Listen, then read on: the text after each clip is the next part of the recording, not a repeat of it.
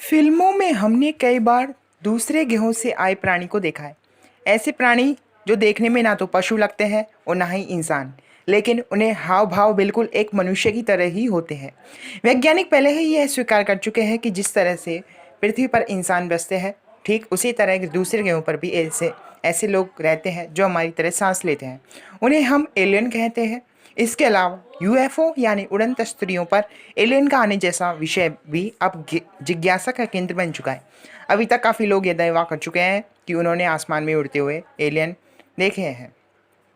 हाल ही में बुल्गारिया के वैज्ञानिकों ने दावा किया है कि एलियन धरती पर स्वतंत्र रूप से रहते हैं और हमें मदद की अपेक्षा रखते हैं।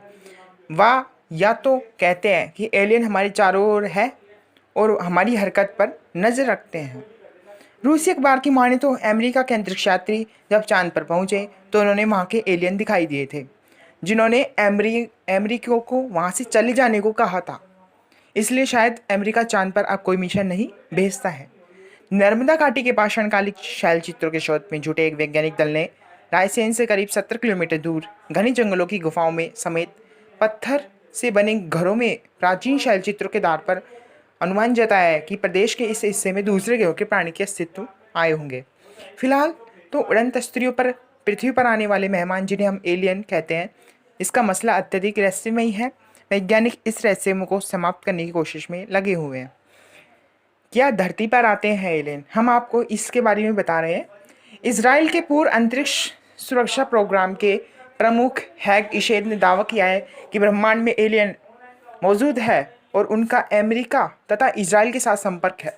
उनके अनुसार अमेरिका के पूर्व राष्ट्रपति डोनाल्ड ट्रंप इसके बारे में जानते थे। उन्होंने कहा है कि एलियन की मौजूदगी को अभी इसलिए छिपा कर रखा है क्योंकि मानवता अभी इसके लिए तैयार नहीं है। उन्होंने कहा है कि एक गैलेक्टिक्स फेडरेशन बनाया गया है जो अमेरिका के साथ गुप्त समझौते के तहत मंगल पर जमीन के अंदर एक अड्डा चल रहा है।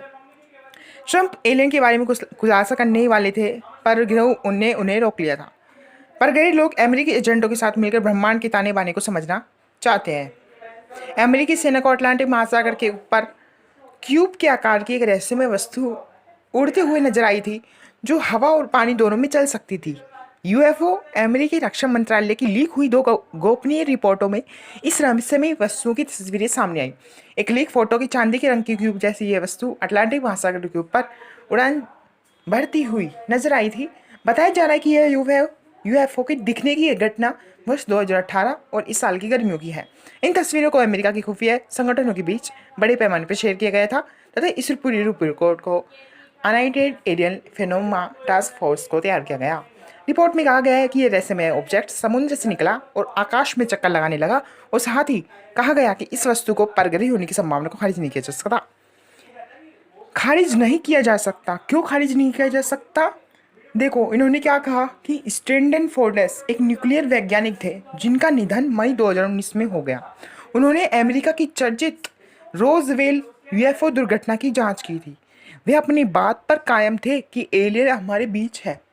उन्होंने कहा कि इस बात के प्रमाण है कि एलियन धरती का भ्रमण किया है और वे लोगों के साथ रह रहे रूस के राजनीतिक किसान ने एक चौंकाने वाला खुलासा किया। उन्होंने कहा कि 18 सितंबर 1997 को एलियन उसके अपार्टमेंट में उनसे मिलने आए थे। इसके बाद एलियन उनका अपहरण कर लिया गया और यह कहानी दो वजह से विश्वसनीय मानी जाती है। एक तो इलिनोइस के ड्राइवर मंत्री साहब के इस बात की पुष्टि की थी, वह रहस्यमय तरीके से गायब हो गए थे, और दूसरा रूस के पूर्व प्रधानमंत्री दमित्र मेदवेदेव कई बार एलियन की मौजूदगी में मान रह चुके हैं। एलियन को छिपा रखा है। सीए में रह चुके एडवर्ड स्नोडेन ने अमेरिका के बारे में काफ़ी सनसनीखेज दावे किए। कहा जाता है कि एडवर्ड स्नोडेन जब CIA में कर्मचारी था तो उसने गोपनीय सूचनाओं की चोरी की थी। बाद में उसने गोपनीयों को लीक करने का दावा किया था। स्नोडेन द्वारा लीक की गई सूचनाओं से यह संकेत मिलता है कि अमेरिका को टोल वाइट नाम के एलियनों से निर्देश मिलता है। ये एलियन की वही प्रजाति है जिसके बारे में दावा किया है कि उन्होंने नाजियों को पहले विश्व युद्ध से पहले सत्ता दिलाई थी। ऐसी दावा पहले विश्व युद्ध के बाद फिर उन्होंने एलियन अमेरिका को काबू करना शुरू कर दिया था। एरिया 51 के अलावा अमेरिका के कई एयरफोर्स बेस पर एलियंस देखे जाने का दावा किया है। न्यू मैक्सिको स्थित होलोमोन्स एयरफोर्स पर कई यूएफओ को देखा गया है। 1950 में इलेक्ट्रॉनिक्स इंजीनियर क्लिक बूथ ने दावा किया है कि उन्होंने एक दूसरे आदमी ने सिगार के आकार के यूएफओ की तस्वीर खींची थी।